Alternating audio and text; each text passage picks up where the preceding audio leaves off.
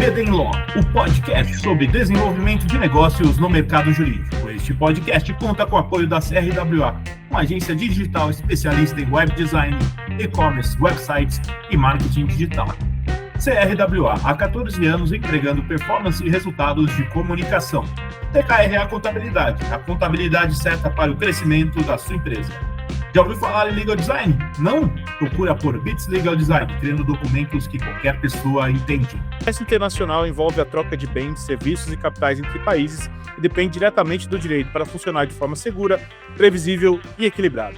O direito do comércio internacional estabelece as regras que disciplinam contratos internacionais, transporte de mercadorias, pagamentos, câmbio, investimentos estrangeiros, tarifas, barreiras comerciais e solução de controvérsias, além de harmonizar interesses entre estados, empresas e organismos internacionais. Essa área jurídica é essencial para reduzir riscos, garantir segurança jurídica nas operações transnacionais e permitir que empresas atuem globalmente com conformidade regulatória, previsibilidade econômica e proteção contra conflitos comerciais e institucionais.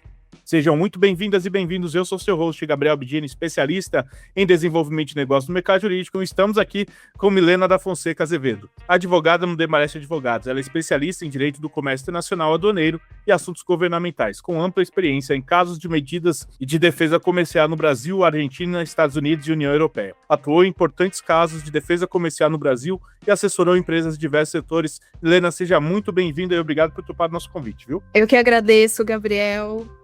Quero salutar, né, os ouvintes e obrigada pelo convite. Muito bom estar aqui. Eu que agradeço. Milena, eu queria que você contasse um pouquinho da sua trajetória pra gente, quando que você decidiu fazer direito, onde que você estudou, como que você foi parar aí no Demarest. Conta um pouquinho pra gente, por favor. Nossa, a minha história vai ser bem chata, Gabriel, porque eu sempre quis fazer direito. Nossa, nerd. Desde criança, mas o bom é que eu fiz uma boa escolha, eu não me vejo fazendo nada diferente.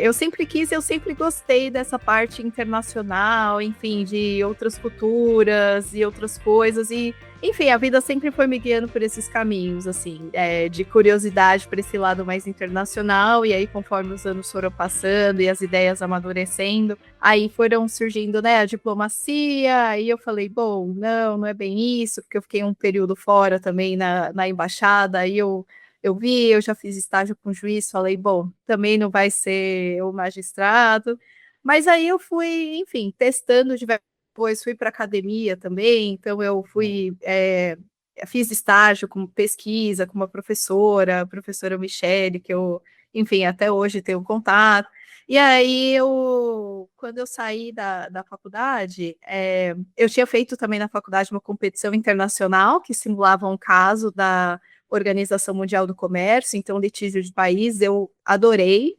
Acho que essa foi a grande porta de entrada para mim do comércio internacional. E aí, no Brasil, o que tem para fazer muito desse assunto está ligado com o escritório de advocacia no comércio internacional. Tem outras coisas aí que dá para fazer para entrar nessa área, mas enfim, eu segui por esse caminho do escritório. E aí eu entrei no Demarest em 2015. Tive um período de sabático aí, vamos dizer que eu estava fazendo meu doutorado, que estou finalizando agora, e foi assim que eu cheguei no comércio internacional. Legal, Milena. Você falou que você trabalhou numa embaixada. Como que foi isso?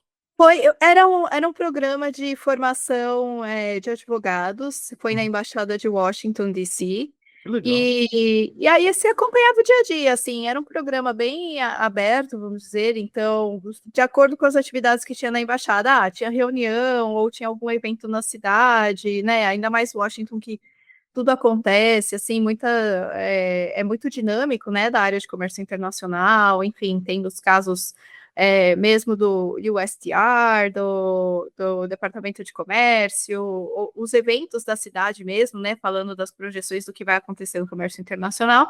Então, eu acompanhava isso, e aí eu lembro que na época estava rolando o caso do algodão, que foi um caso super famoso do Brasil na OMC, que estavam questionando o Brasil questionou os subsídios que os americanos davam para os produtores de algodão, e o Brasil tinha ganhado, e a gente estava na fase da retaliação e precisava saber o que os Estados Unidos iam dar para o Brasil. Então, eu participei um pouco dessas discussões e isso foi muito legal, assim, eu não tinha uma função exata, mas eu participava do dia a dia da embaixada, isso foi muito, muito rico. Que legal, eu queria que você contasse um pouquinho, para quem não sabe, como que é o dia a dia de uma advogada que atua nessa área? Bom, o dia a dia é estar muito a par do que está acontecendo, então, a gente tem que analisar os fatos políticos, econômicos do dia a dia, né. Decisões que saíram tanto aqui no Brasil como nas principais economias do mundo, Estados Unidos, China, Europa, ver se tem alguma coisa aí que afetou o Brasil. Enfim, eu acho que a gente vai tocar um pouco nisso ao longo do episódio, mas que nem quando sai uma tarifa do Trump, tem que saber, tem que ir lá ler, ver o que está acontecendo, ver como o governo brasileiro vai reagir, né? Ver o fluxo de comércio, então, também para a gente poder auxiliar as empresas e saber como é que está o fluxo de comércio de algum cliente que possa estar sendo atingido aí por alguma medida do exterior. Então tem uma parte política econômica forte que a gente tem que lidar no dia a dia. Que legal, me falando, você contou um pouco da sua que você participou de uma competição. Como que é isso daí? Como que funciona? Porque eu fiquei curioso.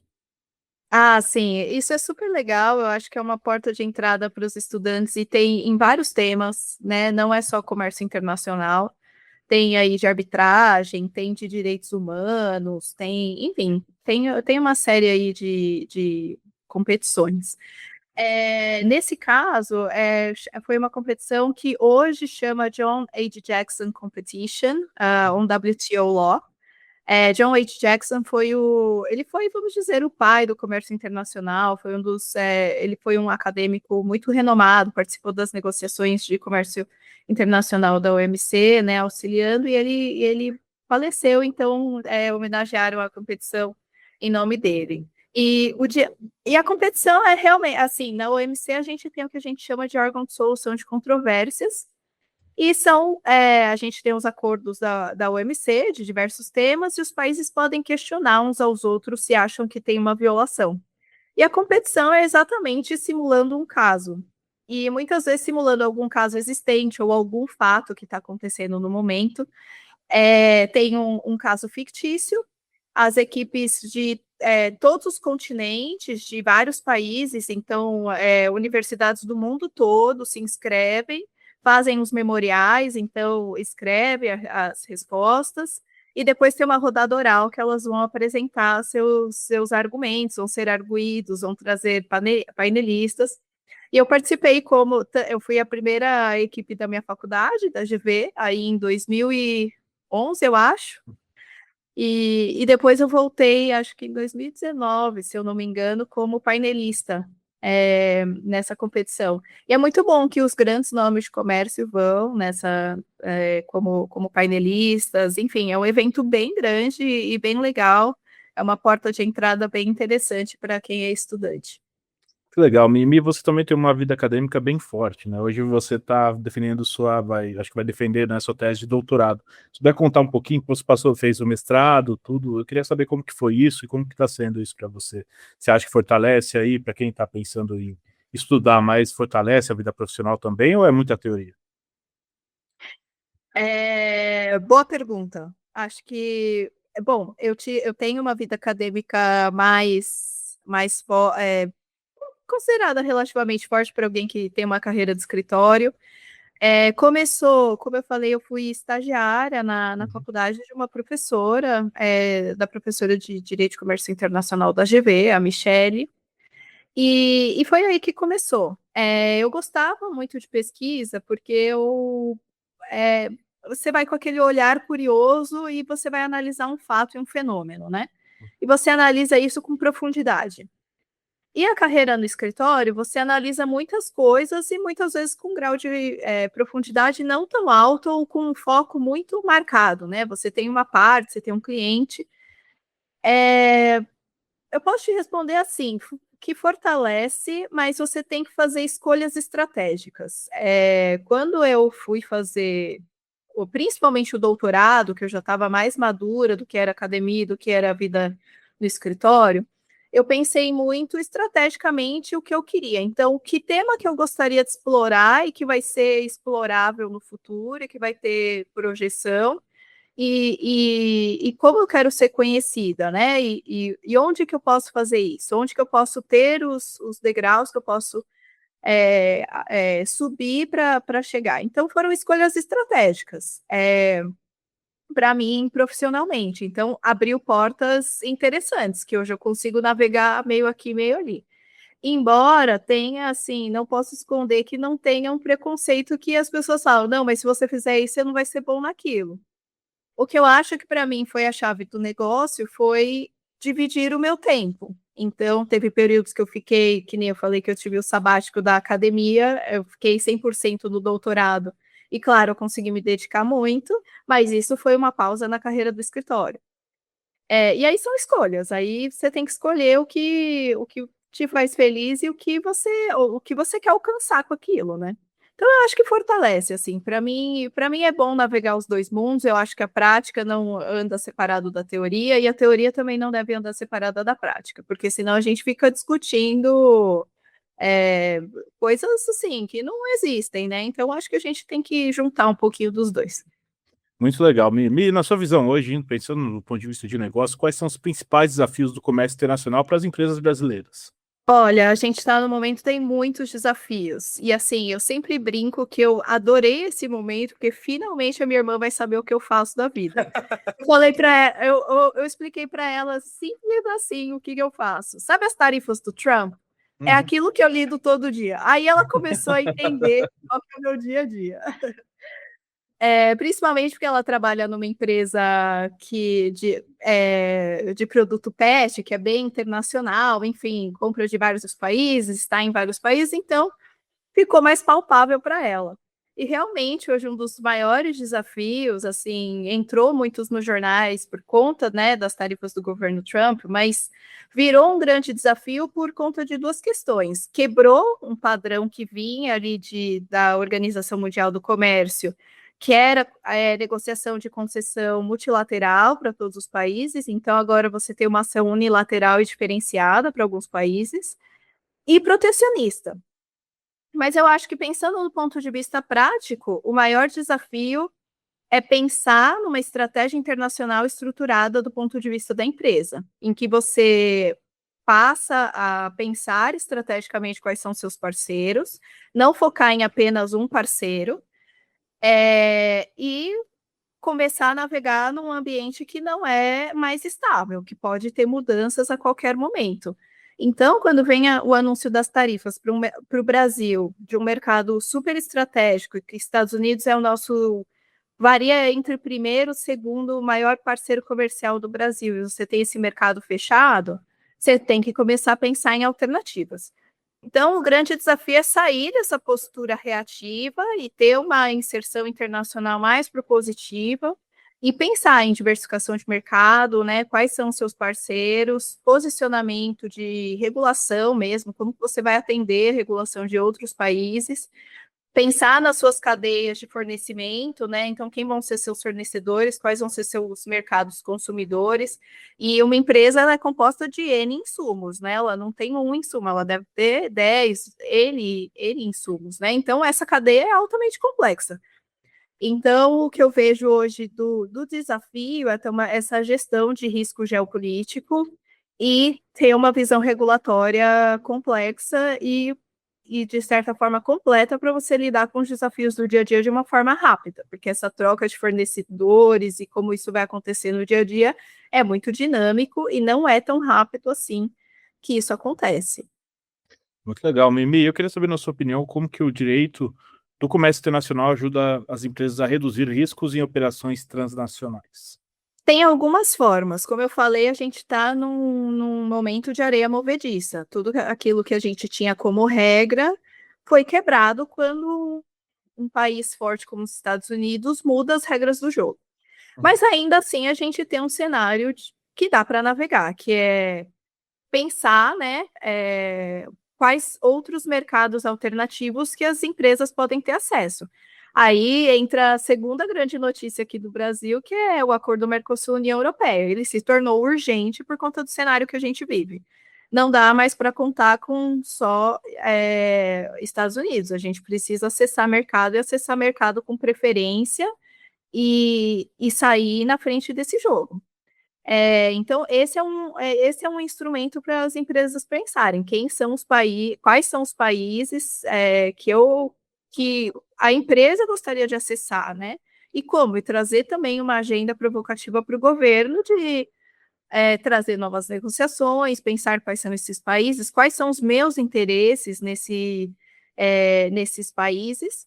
Eu acho que um ponto importante e mais fundamental é quando a gente fala União Europeia ou outros países até que o Brasil está negociando acordo, como Singapura, Canadá, Indonésia, Vietnã, outros tantos, são países com alta inserção internacional. O Brasil tem 1% do comércio mundial e é a nona economia do mundo. Então, isso mostra o quanto a gente está longe de ser um país internacionalizado em termos de comércio. Então, precisa ter um olhar dessa inserção internacional e detectar e saber quais são os riscos regulatórios, né? Que não é só tarifa, não é só pagar ali na fronteira, mas é como que você vai atender aquele mercado. Então, por exemplo, para mim, um exemplo mais claro disso é quando a gente fala da tomada. Você já percebeu que cada país é um tipo de tomada? Se você fabrica a tomada aqui do Brasil, que são aqueles 3 pinos, você vai vender para a Suíça e, sabe, 1 ou 2 países. Isso é um padrão técnico. Então, assim, você não pode fabricar só esse. Para você atender aquele outro país, você tem que ter o pino assim, que passa a eletricidade com tal voltagem, com tais medidas de segurança. Isso é tudo regulação, e você não regula isso não é tangível, né? A tarifa se tornou um assunto muito falado porque você mensura, você coloca lá 50% de tarifa, você tem 100, pagou 50%, é 50%. Agora, tudo isso que acontece, de como que eu vou fazer? Não pode ter área desmatada para área agricultável, não pode ser de origem de desmatamento. Como que você vai medir isso em ganhos de comércio? Não tem como medir, mas para a empresa que está passando por isso, ela tem um custo de se adequar aos padrões alto. Adaptação da linha, adaptação da produção, onde você vai fazer. Isso não é mensurável, mas é um dos maiores riscos de comércio, e tudo isso é negociado em acordo. Então, quando você, voltando para a sua pergunta, né, quais os instrumentos que a gente tem de comércio? Você pensar nos seus parceiros comerciais, quais são eles, e segundo quais são as regras que você quer inserir dentro desse comércio que você pode atender e como. Porque quando está tendo as negociações desses acordos, as empresas precisam estar cientes, né, do custo que elas podem ter para entrar nesse mercado, que são essas regras também. Mi, que legal. E você falou bastante do cenário global. Eu queria saber, na sua visão aí, que mudou bastante coisa. E o que mudou, assim, recentemente no cenário global que mais impacta na atuação jurídica aí no comércio internacional? O que você acha, na sua visão aí? O que mais mudou foi essa quebra essa releitura, vamos dizer, das regras do comércio internacional. Então, você teve essa ruptura, é um cenário que ainda ninguém sabe muito como navegar, porque são mudanças que estão em andamento. E aí enfim, você está num cenário de areia movediça. Então, esse é o grande evento que aconteceu, que veio a mudar o cenário internacional. E aí, isso muda, né, na atuação, que a gente tem 2 fenômenos. O primeiro que eu falei, que é de você escolher outros parceiros estratégicos e você navegar esse cenário geopolítico complexo. Mas tem um efeito também imediato, que é de desvio de comércio. Então, você imagina que tudo aquilo que ia para os Estados Unidos, que é uma economia gigantesca, está de excedente de produção circulando aí no mundo e precisa ser desovado em algum lugar. E isso é o que a gente chama de desvio de comércio, e vai vir a preços baixos, porque você está com estoque, você precisa vender, né? Às vezes produto perecível, não sei, você precisa vender para também não estancar a sua produção. E aí aconteceu um grande aumento do que a gente chama de medidas de defesa comercial, que é você, no caso do que a gente tem mais aqui no Brasil, que é você vender um produto a um preço menor do que ele é vendido no mercado nacional, e isso prejudica, traz dano para a indústria doméstica.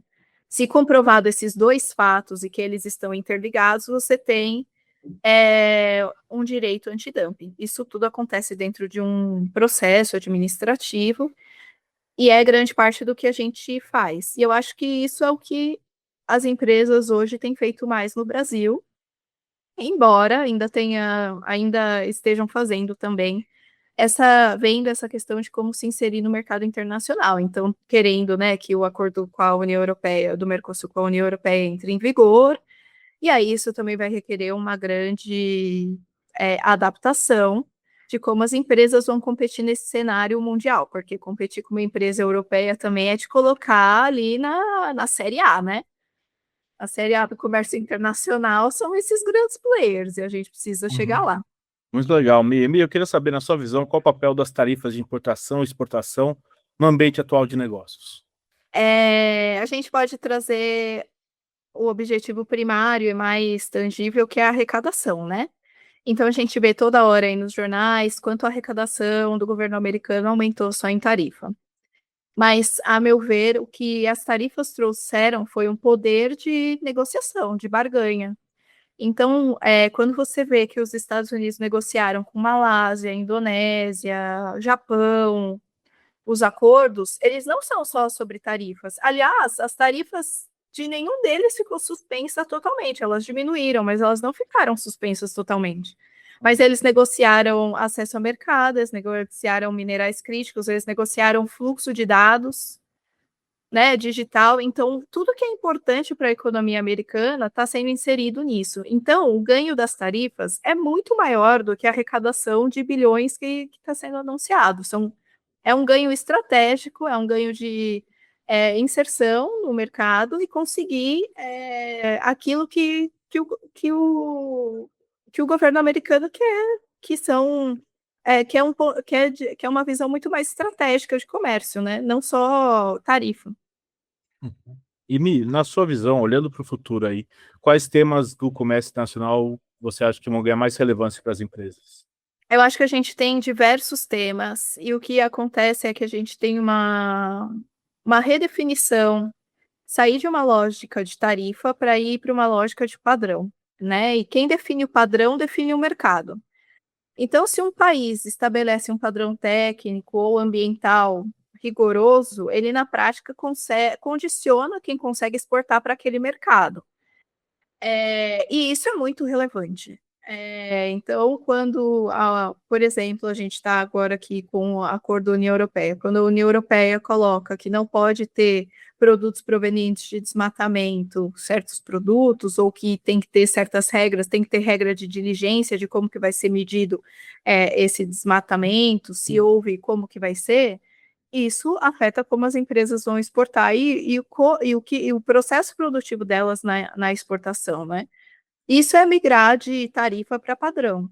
A mesma coisa também, a gente pode dar o mesmo exemplo também com privacidade, com circulação de dados. Então, a LGPD ela tem o padrão dela de como que devem ser tratados os dados, qual que deve ser a confidencialidade dos dados, principalmente de dados pessoais, e os países que não atendem esse nível não podem acessar o mercado europeu.